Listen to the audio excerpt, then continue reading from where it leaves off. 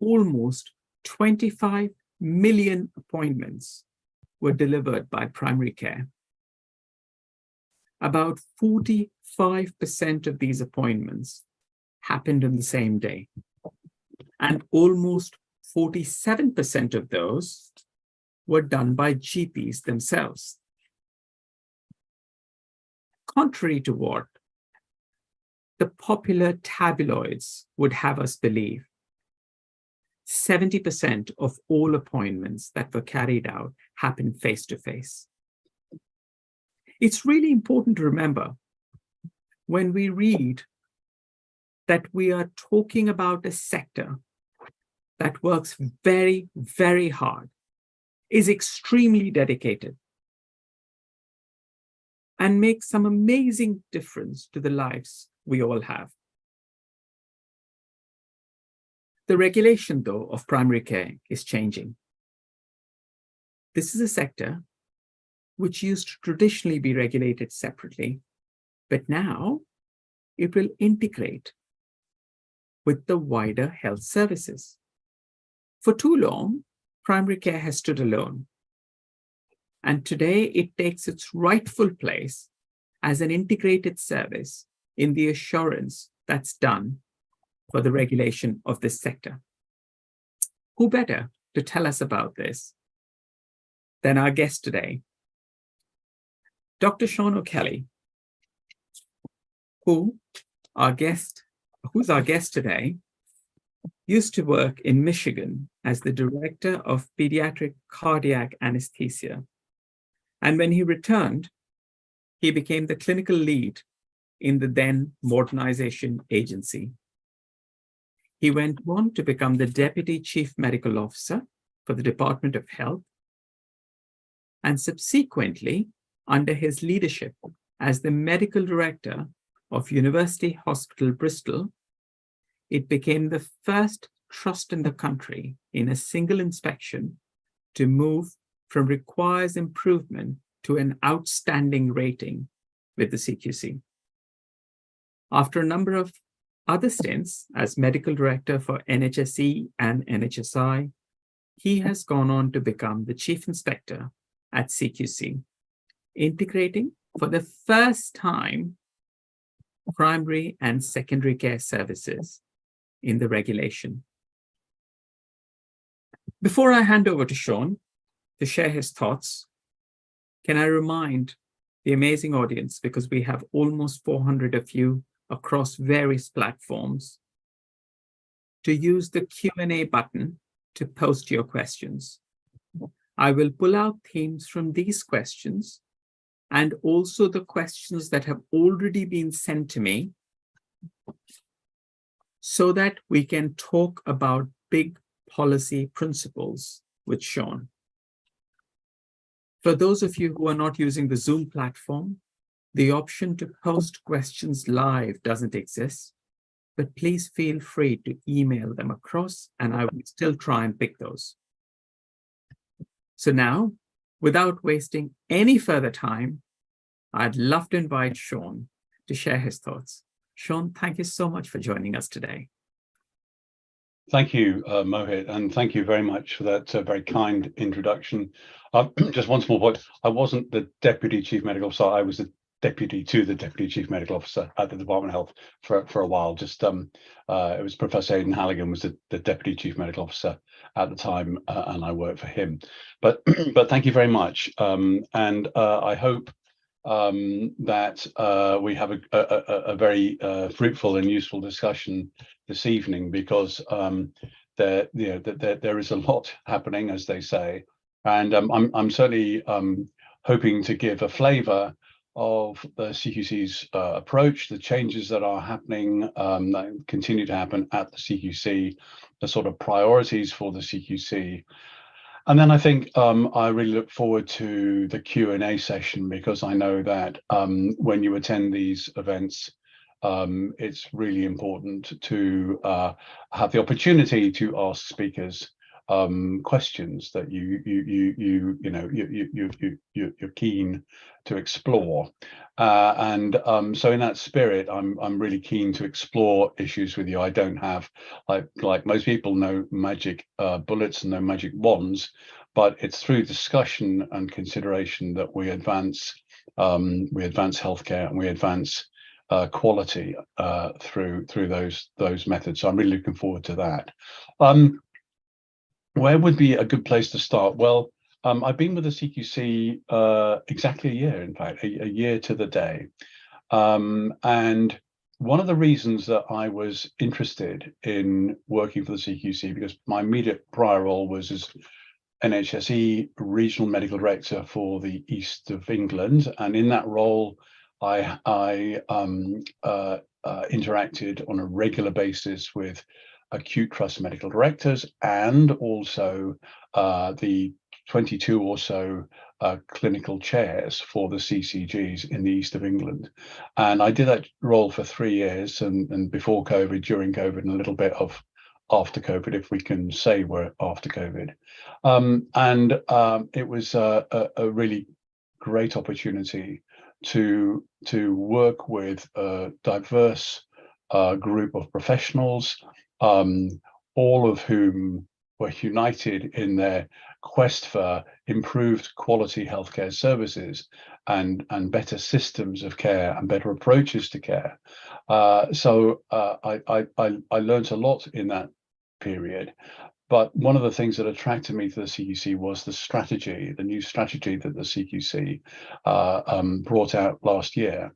And that strategy is 4 very simple strands to it. First of all, was the idea that regulation needs to be through the eyes of people and communities. In other words, we don't make up the rules.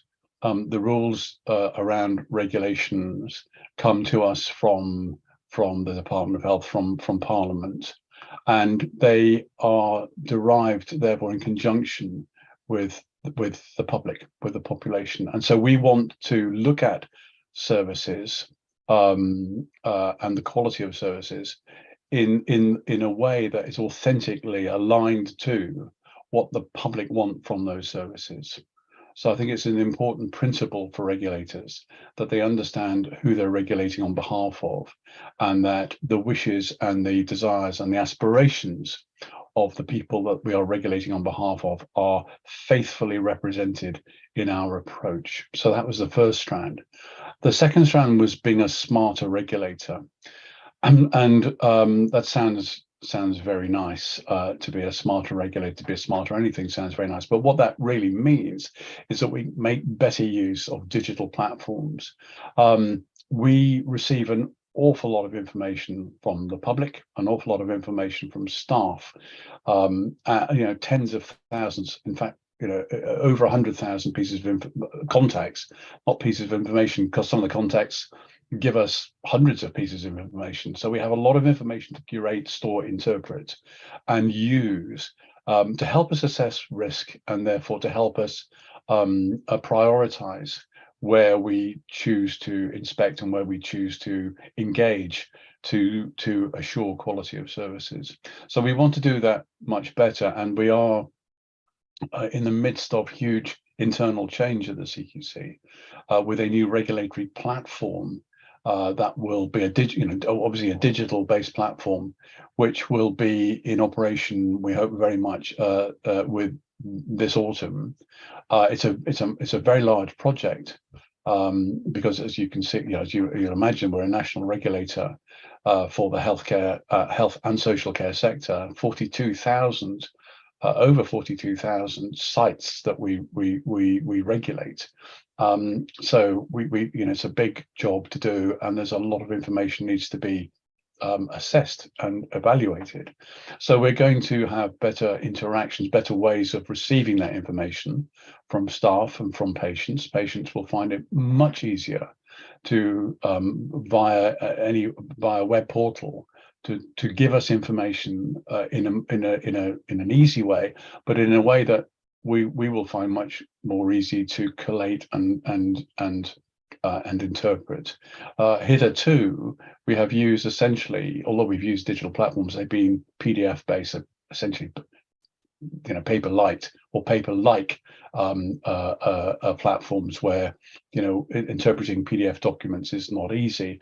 When the new platform is in operation, it won't be PDF based, it'll be web based, and we'll be able to cut and dice the information any which way we want. And therefore you can imagine all the possibilities when you have that amount of data coming in on a regular basis, of having dashboards or early warning signals for any number of things in any number of areas. So that platform will allow us to be much more responsive, and we hope really for all those registered with us, much more user friendly and a much easier organization to do business with. I mean, some parts have gone live already. A few weeks ago we went live with the registration section of it. So now if you are registering a service, you can do that now via the portal electronically, and it's taking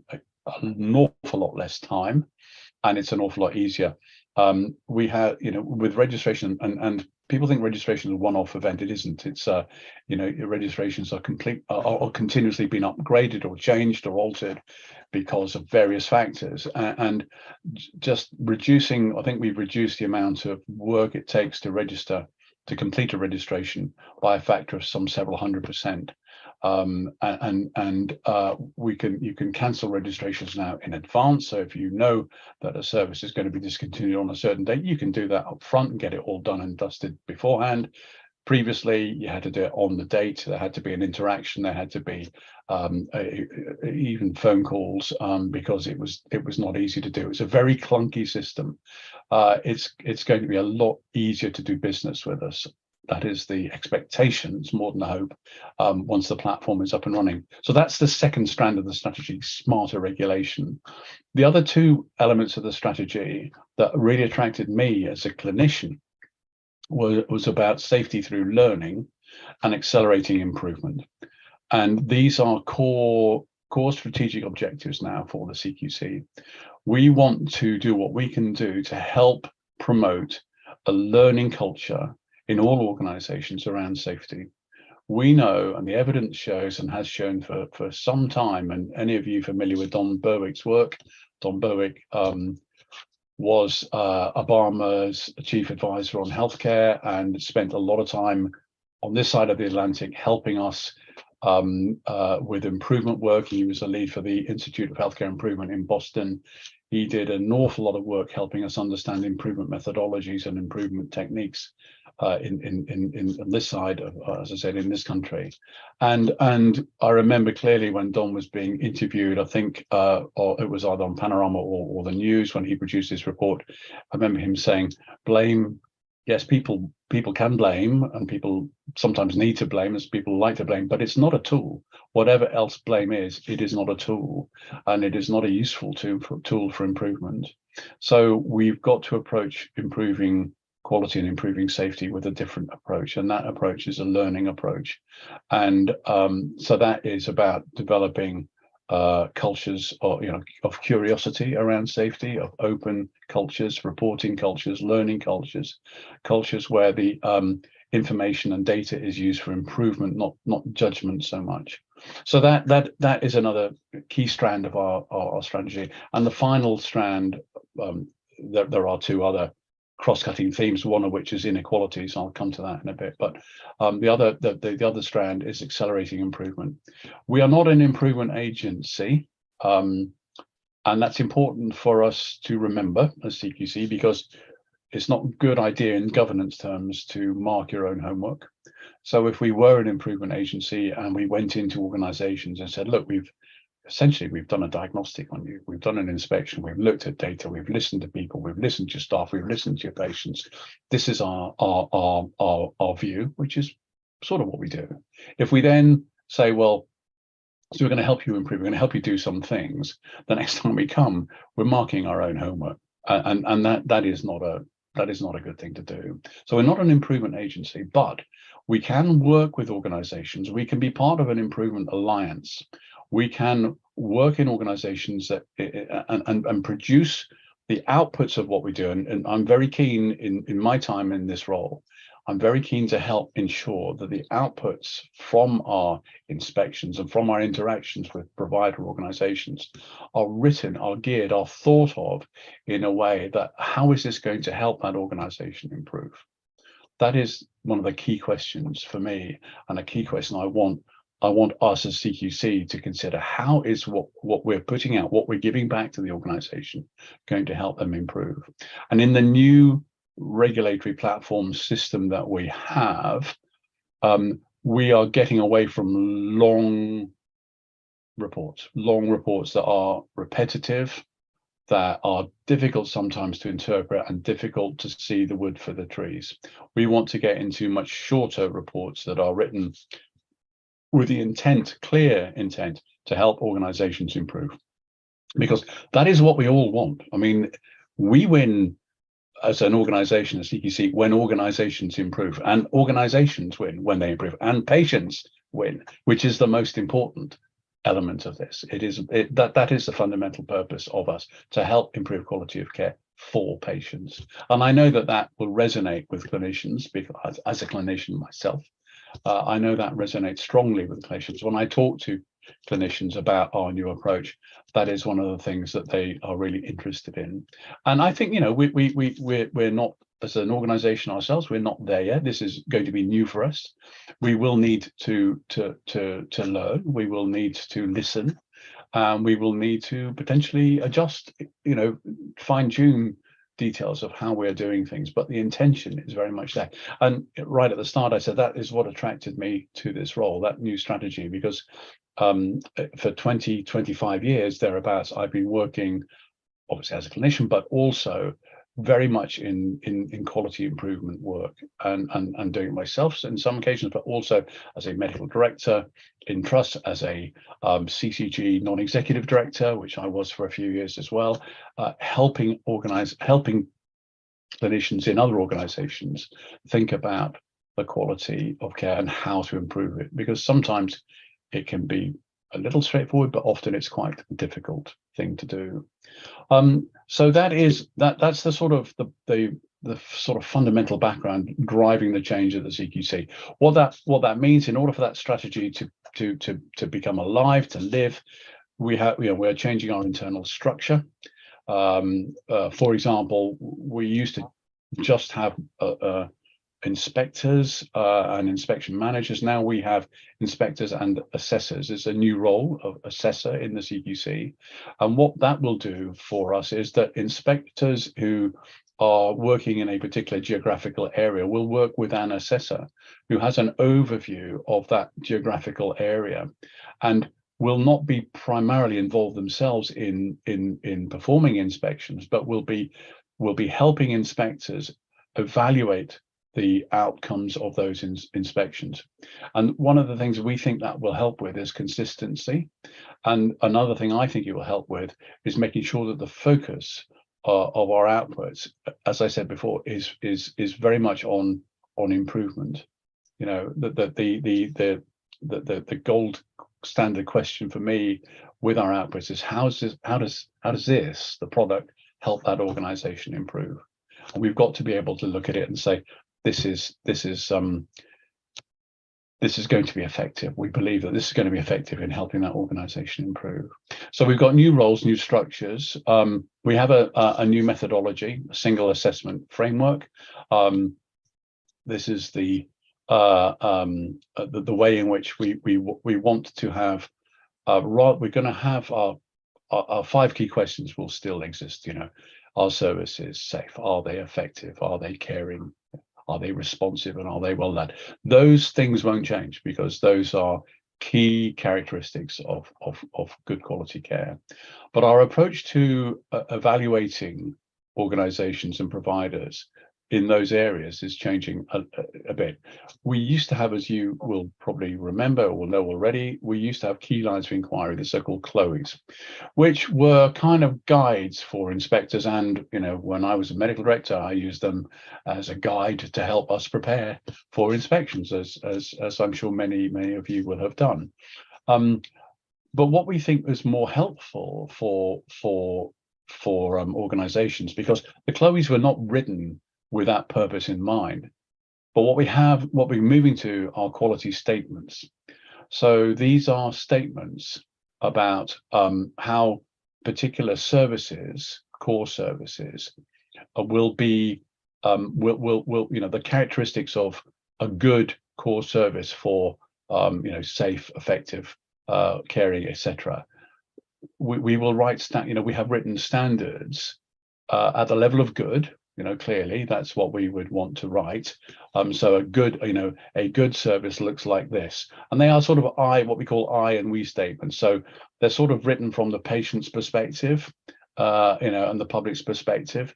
We would expect to see this in this service under this key question. And what we are writing currently is the guidance for inspectors around how we evaluate the evidence. And we will be looking at a number of evidence categories, at least 6 evidence categories.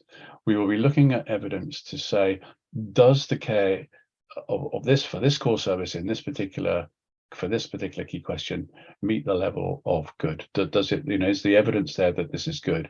Is it outstanding, or is it not quite good? Is it, does it require improvement? And we will actually be giving numbers to the evidence, the evidence categories. So we will be scoring in a transparent way. This will be able to be seen is, and it's fairly simple. 1 would be inadequate, 2 would be requires improvement, 3 would be good, 4 would be outstanding. And so we will score evidence and then be able to, yes, give a one-word summary of an organization overall, the overall rating, which is still considered by many to be very useful for the public. But we will be also able to give a numerical score, which will allow organizations to see a little bit more about where they are on that scale. If there requires improvement, just how close to being being rated good overall they might be, just how close to being rated outstanding overall they might be. There's more information there. It's a more transparent and useful mechanism, I think, for, again, with the idea of encouraging improvement, because as many of us know who've done improvement work, if you don't measure something, it's hard to improve it. So it's consistent with that idea. So that's the new approach to single assessment framework. Still got the 5 key questions, but quality statements, evidence categories, and a way of pulling that all together, but not writing a great big long PDF report, putting a shorter report which is more pithy, more constructive, I hope, and written. I really want to see this happening. It may not be instant, but I want to see that content written in a way that is very much aimed at triggering improvement or helping the organization with improvement. Because I've yet to meet leaders, serious leaders in organizations in healthcare who don't want to improve, don't want to improve their services. It's exceptionally rare to meet someone who says, well, yes, I'm a leader in this organization. I've got, this, I have a responsibility for this. But to be honest, I'm not that bothered about improvement. I cannot remember in my years of working with really great people. I can't remember anyone who said that. Everyone is trying to. It can be very difficult, and just before I don't want to go on too long, but before I finish, maybe a nod to the future. I think that I'm really hoping that I know this is the Future of Primary Care series. I'm really hoping that with better integration, better communication across across systems, that we will have the opportunity to work together better, because sometimes it is very difficult to change. Not everything that you would like to change is within your gift to change, but it is probably within the gift of the local system to change somehow. So I'm really, really optimistic and actually quite excited about the opportunities that networks, that integrated care boards and partnerships give us to look at things in a different way, to have different kinds of conversations, and to work differently across across the board, and that we need to integrate physical and mental health. We need to integrate primary, community, and secondary mental health care.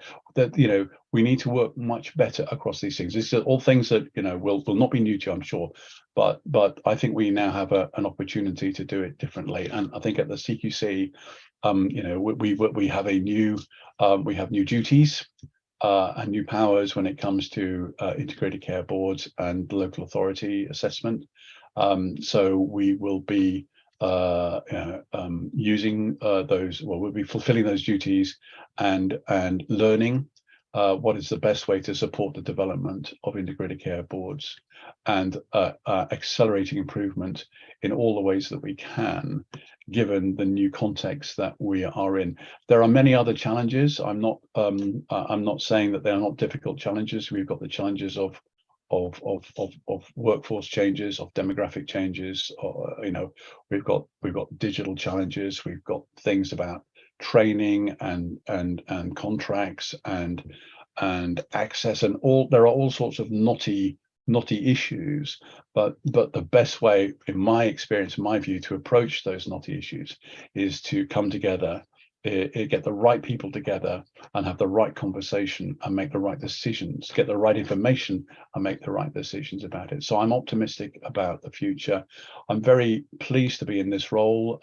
I think it's right that the Chief Inspector for Hospitals and Primary Medical Services came together, because I think that sends a strong message that is the way that we are looking at healthcare. We are looking at healthcare in an integrated, holistic way. I may be an anaesthetist, but I've always believed in holistic care, and I have a background in psychology. There are many ways and many reasons why we need to work broadly across disciplines to produce good health and support our population. And I think it's important that CQC changes with the times. And I think the combination of the two chief inspector roles is emblematic of that desire to look at healthcare afresh and to look at it in a holistic, integrated way. I'm certainly hugely interested in holistic care. I'm not. I was a hospital doctor. I have worked. As I said, I was on a board of a CCG for a few years, and I've worked very closely with a large number of CCG chairs in the east of England. And I've worked previously in roles that give me lots of access to primary care clinicians and managers, and understand, I think, quite a bit about the issues and the problems. So I'm really interested in being given the opportunity to bring those things together. But I think, Mohit, I think I'll stop there if that's all right, and that should leave us enough time for some interesting discussion. Oh, fantastic, and really well said, Sean, when you spoke about the future being integrated and the old standalone models of parts of healthcare in different parts really didn't work. I think one of the themes that seems to be coming out from many parts of the system is the extent of pressure that the health services are on. And primary care does bear the brunt of most of it, much more than many other parts of the system. So whether it be waiting lists for treatments at the acute trust, it falls in the primary care to manage those people in the community. Whether it be the amount of demand on primary care this time, it does fall on them. And there's a very fine balance to get between getting assurance right and making it fruitful for the clinicians so that they don't fall at the hurdle of saying it's too pressurized, I can't manage it. And you were spot on when you were trying to find that fine line of fit between making it safe for people and at the same time ensuring it's a fit and robust system that gives safety the right priority. And I think there are a couple of colleagues who've been sharing about their experience, which has not always been helpful, but that depends on the circumstances. I mean, the amount of pressure in the system dictates. Is there any mechanism of CQC receiving feedback so that the process of inspection, the process of assurance keeps getting richer and richer for systems that are under pressure rather than lose out clinicians in that? Well, I mean, there are many ways that CQC gets feedback. We welcome feedback. We have a great website portal for patients called Give Feedback on Care, and it's getting exponentially more hits. We are hearing more and more and more from patients about their care. But yes, I mean, when it comes to feedback on our processes and the way they operate, I welcome that. I think that that's no organization can afford not to get feedback on how it operates and to consider that feedback. So yeah, there are, there are many. I get a fair few emails from members of the public, from practitioners about how the CQC operates, and there's there are email addresses on our website where people can offer feedback. But I think that what I hear from organizations and from leaders, clinical leaders, chief executives in organizations, is that they really value the personal relationship they have with their relationship managers and their relationship owners. And once again, we're in this process of transition at CQC, and a lot of people are moving around because we've got a lot of new roles, and people have been, clearly as an organization, we have to support our workforce into those new roles. And so there has been quite a bit of temporary disruption to those relationships between providers and CQC. But we want to, we will want to restore that once we're through this transition. And I think it's always helpful for organizations when they have feedback to the CQC to have that conversation with the local CQC representatives, the local inspectors, the local relationship owners. And we have a regional footprint. We have 4 regions, and there's a lot of communication between relationship owners and our network. We call them networks, not regions. Our network directors and their deputy directors, and there's a lot of conversations going on within CQC around our internal governance and how we improve it and how we improve our performance, because clearly as a body with duties, we are evaluated too, and we need to demonstrate our effectiveness in our role, fulfilling our duties. So yeah, there are different ways of offering that feedback. I think one of the better ways is to have conversations with people in the CQC. I would hope that everybody in the CQC recognizes the importance of those conversations. And I have, as I said, I've been told by many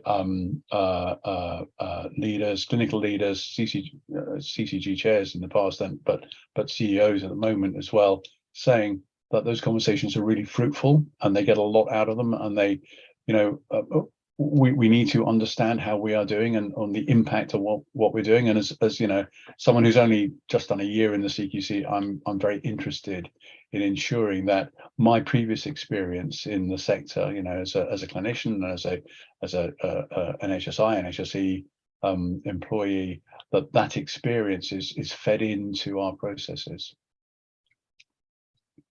And I think that is a really helpful answer, Sean. For someone who has used your portal, I have used it personally.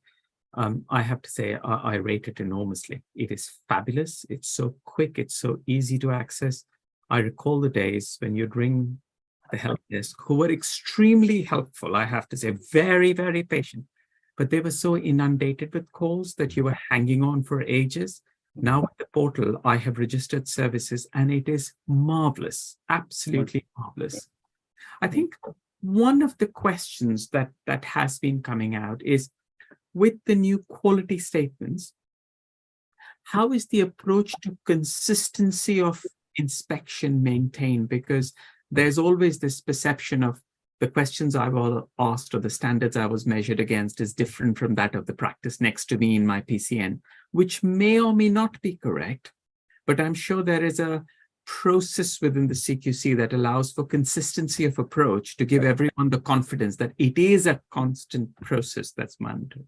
I mean, you're absolutely right, Mo. It's it's something that needs to be managed and attended to all the time. It's not something you want to take your eye off the ball. You want to be considering how are we ensuring consistency, and it starts right at the beginning. It starts at training. It starts with making sure that all our inspectors are trained in the same way, on the same the same methodology, and that they understand how to operate that methodology through training.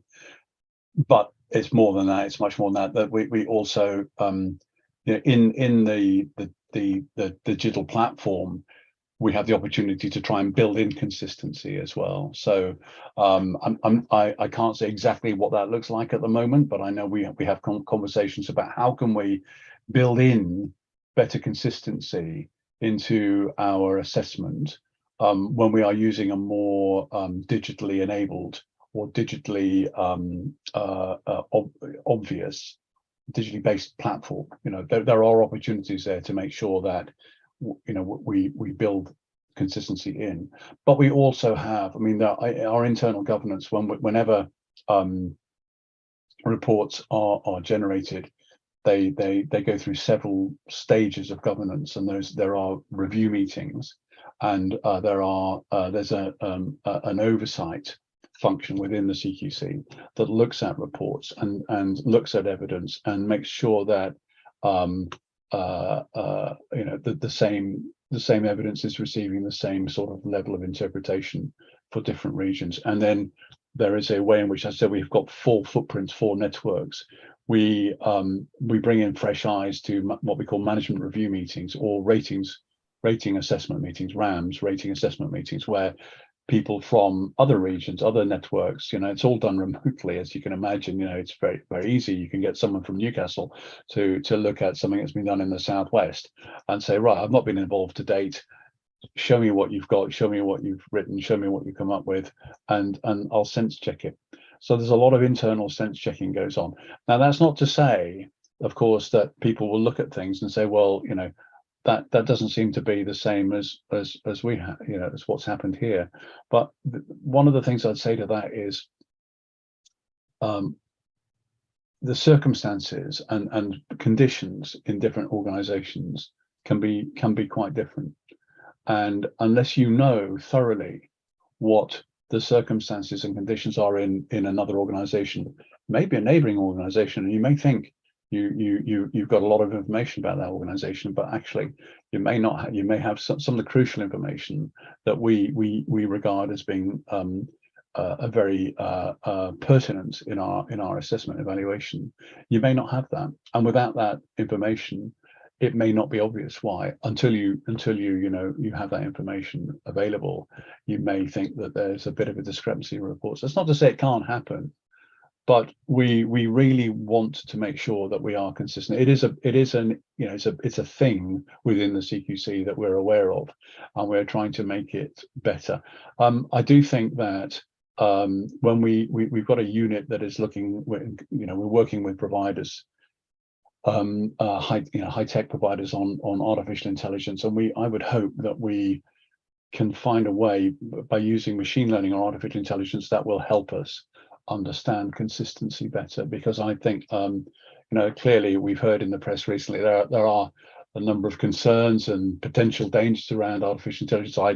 I'm nowhere near expert enough to really evaluate that, but the people that we have working with us who have worked previously in AI for many years, some of them have PhDs in AI, they're working for CQC at the moment, and they're working on ways of using things like artificial intelligence to help us with our consistency and to help us write reports that make more sense to providers. And as I said, when I was talking before, promote improvement, accelerate improvement, and can be useful to organizations. I want what our outputs to be really useful to organizations. When I was you mentioned very kindly, Mohit, the transition that we had at the hospital I was medical director at, from requires improvement to outstanding in one go. There were, of course, a lot of reasons behind that, but one of the basic reasons was we used the report we had when we had an RI as a template for looking at where we needed to improve. You know, there was a step we had to take to say, right, we're going to accept this report and use it as a substrate for improvement. We did a lot of other things as well, and you know, a lot of staff did an awful lot of work, obviously, but using that report was key. And so therefore I want our outputs to be used by people in that way to support improvement. And I think you're absolutely right. I think the work you did there was phenomenal. I was having a look at those reports from those times. They're all published, and it is outstanding work, and rightfully so, across the 5 domains the CQC looks at, which inappropriate previously were key lines, moving to the quality standards now. The big area that scores high marks across multiple domains is patient feedback, and it should. Today, even when you shared your thoughts, you spoke repeatedly about how important it is to make sure it is centered around what patients think. And there are a number of questions on how do patients feed into the development of the standards? How do you capture patient feedback? Is it the Google surveys? Is it the NHS Choices feedback? What are the kind of sources used, and how are they part of the inspection framework and the development of the framework? Well, that's a really good question, Mo. I'm glad you reminded me about that, because it's well worth talking about that. We host Healthwatch as an organisation, and I think Healthwatch is a really, really good organisation, and sometimes it's a bit undervalued. You know, it's in every part of the country. When I was in the east of England, the work we were doing as NHSE in Norfolk and Waveney was supported by Healthwatch extremely positively. You know, we had a huge amount of input from patients via Healthwatch, patients and the public, that was essential really to the improvement work. And when I was there, both Norfolk and Norwich University Hospital came out of special measures, as did Queen Elizabeth King's Lynn, and that was in no small measure because of the input from patients via Healthwatch. I mean, clearly patients can come in and give feedback in other ways, but Healthwatch is a very, very big organization and a very powerful organization if you allow, you know, the patient voice to be heard, which clearly I would say you always have to. It's hugely important, and many times in my career, I've been reminded of just how crucially important a patient voice, sometimes even just a single patient voice, can be in generating the motivation to get over some of the difficult hurdles that stand in the way of improvement. It's not that people don't want to improve, it's just that sometimes you come across hurdles that seem to be insurmountable. When the patient voice is heard loudly, colleagues, you know, will just find a way around that obstacle. I've seen that happen. So patient voice is really important, and patient voice to us is really important. We like getting feedback from patients on the care that they get, but we also like getting feedback from patients on how we operate for them, and are we representing their views faithfully? Are we representing what they want to see? We also use a lot of experts by experience.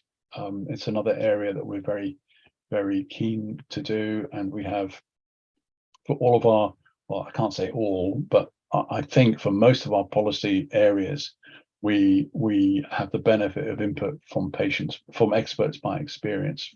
Clearly, patients, a lot of those are patients who will just make sure that whatever we're doing in the context, in the knowledge of what it's like to be a patient in that area, and what insights patients can generate that you can't generate unless you are a patient. You know, I mean, we can develop our own insights, but you know, patients can develop unique insights into their care. So we do that. Like a lot of these things, you know, do we do enough of it? Could we do more? Possibly.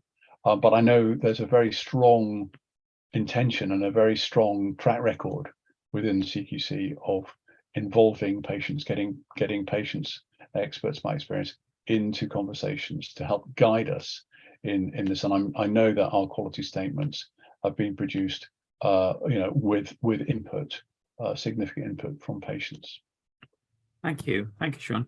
And I think just changing tack ever so slightly, the model of primary care delivery is changing. There are multi-partner practices. There are practices that are across so many geographical regions, not just PCNs. There are those that are merged PCN practices. There are trust providing practices. But the approach to inspection for all of these is exactly the same as one is running a 3,000 list size, a 40,000 list size, or 150,000 list size. And is there any thinking around how the approach would be in a way that registration of a single registered person across multiple practices, like you'd have in a trust, you'd have the chief exec in whose name the services are, or the leadership domain would be across the board, and that will then hold across the multiple practices that one runs? Is there any thinking going on behind changing that approach to primary care? Well, that's an interesting question, Mohit. I mean, our duty, what we have to do is assess the quality of services, clinical services, and to some extent how those services are organized at the meta level doesn't always impact on what the patient experiences. So we clearly look at well-led as an issue, and that can speak to that area sometimes, but really we don't want to move away from the frontline level where the patient and the clinician interact. That is, that is the site at which we are most interested. That's the location, if you like, that we are most interested in, because that's what matters to patients. And as I said, we try to make sure we regulate through the eyes of people and communities. As the model changes and evolves, and I do think it's an exciting time for primary care. It's not to say there aren't some really big challenges there, but I do think it's an exciting time. As the model of organization changes, then yes, we may have to consider some different approaches in some respects to how we assess this. That what has happened in the acute sector is it's sort of we've kind of developed rules of aggregation of ratings, which can get a little complex and complicated and sometimes a bit convoluted, and aren't necessarily very helpful in themselves, because they're not really addressing the primary issue. And the primary issue is always going to be, what is the quality of care that patients are experiencing, when they access services? So it's an interesting question. We imagine, as we learn about integrated care systems, and as we learn more how to fulfill our duties in assessing the effectiveness of integrated care systems, we may be thinking differently about how we organize the outputs that we deliver to the public and to Parliament about care. But I wouldn't want to prejudge how that might develop at the moment, Mohit. Something perhaps for the next 6 months or a year to explore. And sure. I mean, one wouldn't expect answers to these questions. It's also interesting how I have seen personally the variance between pound per patient practices get. So you could very well be working in a borough where the spend, in addition to the core contract, the local leases enhanced services make up a significant amount of money, somewhere up to 40, 50 pounds per patient, versus borough where they are struggling at about 10 pounds a patient. And while I would hate to be the one to say money is the one that should impact, because that shouldn't impact what patients experience, there's no doubt it challenges the resources that are available for GPs to harness. Is there any would it be worth, when the new CQC inspection regime comes in, which is looking at the ICS, the PCN levels, to start exploring those indicators as well for a thought process behind the new aggregated provider collaboratives to reconsider how much investment into primary care actually helps manage a safe, effective service so that the impact on secondary is not quite as bad it is in some areas. Yeah, I mean, again, I mean, it's an interesting question. Without sort of restating what I said in the previous response, I mean, you know, we want to make sure that we are giving an accurate, fair, reliable, proportionate, you know, judgment or rating of services as experienced by patients. But you know, the context, the background, the other factors that are important there. Yes, I think as we understand how systems are working together, one of our key early priorities when we're looking at integrated care systems is, you know, how are they improving quality, and how integrated are they? I mean, are they working in an integrated way? And one of the tasks, as I understand it, for integrated care boards is to make sure that the money is spent in ways that gives better health services and provides better health outcomes for the population. And you know, if we have a way of helping ICBs understand how well they're doing with that, then that might be useful. It might be useful for us to and another thing that we do that I haven't really mentioned so far is that we have the opportunity to share best practice, what we consider to be best practice, at least good practice. We do have the ability to say, well, we think you've got an issue in this area. We think another area, you know, another organization has got quite a good solution to that. Now, it may not work for you because you can't just lift and shift solutions around the country. We know that, but it might be helpful and it might be useful. So it is something that I would like us to add value to the ways in which integrated care boards are considering how they fulfill their obligations to the population by delivering truly integrated services, and services that address inequalities, and services that produce improvements in population health. You know, those are key objectives and highly desirable outcomes. And you know, ICBs have the opportunity to work on them. And you know, I think that is again, I find that quite exciting that we've got the opportunity to have better conversations about those areas because they're so important. John, they say time flies when you're enjoying it, and golly, how the hour has flown. Yeah. It's been an absolutely phenomenal webinar, and it's such a big thank you to you, Sean, for keeping such an active involvement from our participants today, because the Q&A session has been abuzz with questions. And it hit this rather sweet spot between captivating people and galvanizing them to think and rethink what we can do together. I mean, going today, over 500 people registered, almost 300 people maintained throughout the hour we have had. And it's a late hour in the week. So it is an absolute credit to what you have achieved. And I think I've always hoped this would create a learning community, and that's why when I started the webinar series, today it felt like it was also a change agent, because together we were learning on both sides and thinking, so what would we do in the future so that primary care has that place of prominence? Some key takeaways that really stood out to me today, which I absolutely loved your statement about regulation needs to be through the eyes of the community, because that is so crucial to get right. And of course, you spoke about so eloquently the importance of keeping patients central to everything we do. It's been a phenomenal evening, Sean, and thank you so much for your time.